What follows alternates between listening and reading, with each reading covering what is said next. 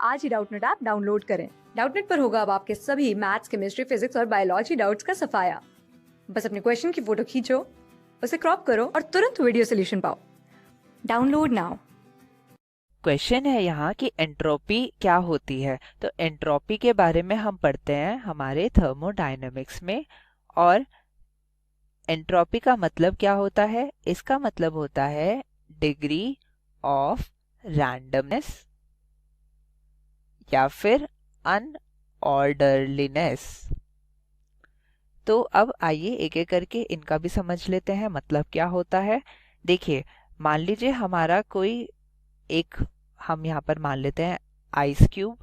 Ice cube हमें पता है बहुत सारे वाटर मॉलिक्यूल से बनती है।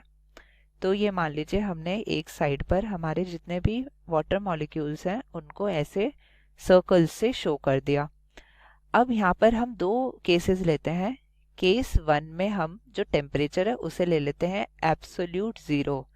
तो सबसे पहले तो यही समझ लेते हैं एब्सोल्यूट जीरो क्या होता है। एब्सोल्यूट जीरो का मतलब होता है जीरो केल्विन टेम्परेचर या फिर जीरो के। इसका मतलब क्या होता है कि अगर इसे सेंटीग्रेड में देखें तो इसका मतलब हो गया it is equal to 273 degree centigrade in negative, यानी कि -273 डिग्री सेंटीग्रेड हमारा जीरो केल्विन होता है। तो इतने ही चिलिंग जो हमारा टेम्परेचर होता है उसमें क्या होगा, जितने भी वाटर मॉलिक्यूल्स हैं वो बिल्कुल स्टैंड स्टिल वाली पोजीशन में होंगे, यानी कि बिल्कुल जैसे हम कहते हैं ना स्टैंड एट ईज अटेंशन, तो बिल्कुल अटेंशन वाली सिचुएशन में हमारे मॉलिक्यूल्स बिल्कुल स्थिर रहेंगे, वो हिले डुलेंगे नहीं और उनमें वाइब्रेशंस बिल्कुल भी नहीं होगा। तो अगर हम यहाँ पर वाइब्रेशंस इनमें कह देते हैं कि नहीं होगी तो क्या होगा, इसमें कोई अनऑर्डरनेस नहीं होगा, यानी कि जिस ऑर्डर में ये हमारे वाटर मॉलिक्यूल्स प्रेजेंट है इस आइस क्यूब में वो उसी ऑर्डर में रहेंगे जब तक ये टेम्परेचर मेंटेन्ड है। तो इस स्टेट को हम कहेंगे कि यहाँ पर हमारा एंट्रोपी जो है वो है जीरो, यानी कि यहाँ पर कोई भी रैंडमनेस नहीं है, कोई भी मॉलिक्यूल यहाँ पर वाइब्रेट नहीं कर रहा है, अपनी पोजीशन से इधर उधर नहीं हो रहा है। अब हम मान लेते हैं कि अब हम मान लेते हैं हमारा दूसरा केस। तो देखिए, सेकंड केस में हम केस टू ले लेते हैं। केस टू में हमने टेम्परेचर को बढ़ा दिया, टेम्परेचर इंक्रीज कर दिया। तो क्या होगा, मान लीजिए ये हमारी आइस क्यूब है, ये इसके मॉलिक्यूल्स हैं यहाँ पर वाटर मॉलिक्यूल्स। तो देखिए जैसे ही जीरो केल्विन से ऊपर जाएगा टेम्परेचर तो इन वाटर मॉलिक्यूल्स में हलचल शुरू हो जाती है, यानी कि वाइब्रेट करना शुरू कर जाएंगे। अब देखिए, ये जो एनर्जी होती है ये एनर्जी इतनी एनर्जी नहीं है कि इससे हम अपने आइस क्यूब को मेल्ट करके लिक्विड बना दे। ये एनर्जी कभी यूटिलाइज ही नहीं होती है, यानी कि ये हमारी अनअवेलेबल एनर्जी है। अनअवेलेबल किस लिए? कि ये हमारा कोई भी वर्क नहीं कर सकती, ये इसमें इनहेरेंट है और इसी वजह से इसमें रैंडमनेस आ जाती है, मॉलिक्यूल्स अपनी पोजीशन चेंज करते रहते हैं, अनऑर्डरलीनेस आ जाती है। तो क्या होगा, अभी की स्टेट में तो ये आइस ही रहेगी। अब मान लीजिए यहाँ पर मैंने अपना बंसन बर्नर रख दिया और बंसन बर्नर से क्या होगा, ये करेगा मेल्ट। मेल्ट कैसे करा, क्योंकि हमने यहाँ पर एनर्जी प्रोवाइड कर रहे हैं।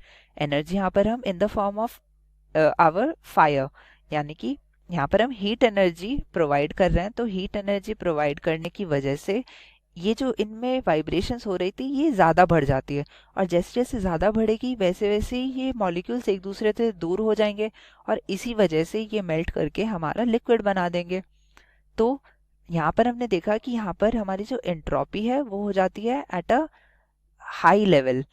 मैक्सिमम तो तब हो जाएगी जब ये बिल्कुल गैस फेज में आ जाएगा, यानी कि वेपर फेज में आ जाएगा।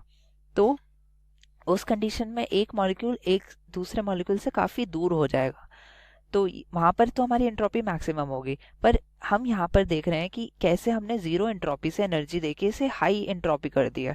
तो बेसिकली यहाँ पर अनऑर्डरलीनेस आ गई, रैंडमनेस आ गई है in the position of molecules. ये हमने समझ लिया कि एंट्रोपी क्या होती है। अब आइए एक एक करके ऑप्शंस जान लेते हैं।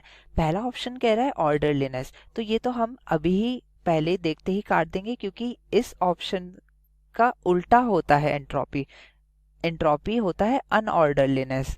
तो ये ऑप्शन हो जाता है गलत। अब आ जाता है बी ऑप्शन, रैंडमनेस, जो कि हमारा बिल्कुल करेक्ट आंसर है, यही इसकी डेफिनेशन भी है। और जो हमारे बाकी के दो ऑप्शंस हैं सी और डी, ये हमारे रिलेट करते हैं मेटाबॉलिज्म से। तो देखिए, जितने भी हमारी रिएक्शंस होती हैं वो ऑब्वियसली वर्क करती हैं एंट्रोपी के ही बेसिस पे, पर ये डायरेक्टली हमारे एंट्रोपी को डिफाइन नहीं करती हैं। तो इसीलिए हमारे ये दो ऑप्शंस भी हो जाते हैं गलत। कैटाबॉलिज्म का मतलब होता है ब्रेकडाउन और एनाबॉलिज्म का मतलब होता है सिंथेसिस। तो यहाँ पर नई चीजें बनने को एनाबॉलिज्म कहते हैं और उन चीजों के टूटकर उनके सिंपलर यूनिट्स बनने को हम कैटाबॉलिज्म कहते हैं। इनमें रिएक्शंस इन्वॉल्व होती हैं जिसमें एंट्रोपी इन्वॉल्व होती है, पर एंट्रोपी डायरेक्टली ये दो मीन नहीं करता है डायरेक्टली, तो इसीलिए ये ऑप्शन हो जाते हैं गलत। So correct answer is B. Thank you. Class 6 से 12 से लेके नीट, IIT, जेई मेंस और एडवांस के लेवल तक 10 मिलियन से ज्यादा स्टूडेंट्स का भरोसा। आज ही डाउनलोड करें डाउटनेट ऐप या व्हाट्सएप कीजिए अपने डाउट्स 8400 400 400 पर।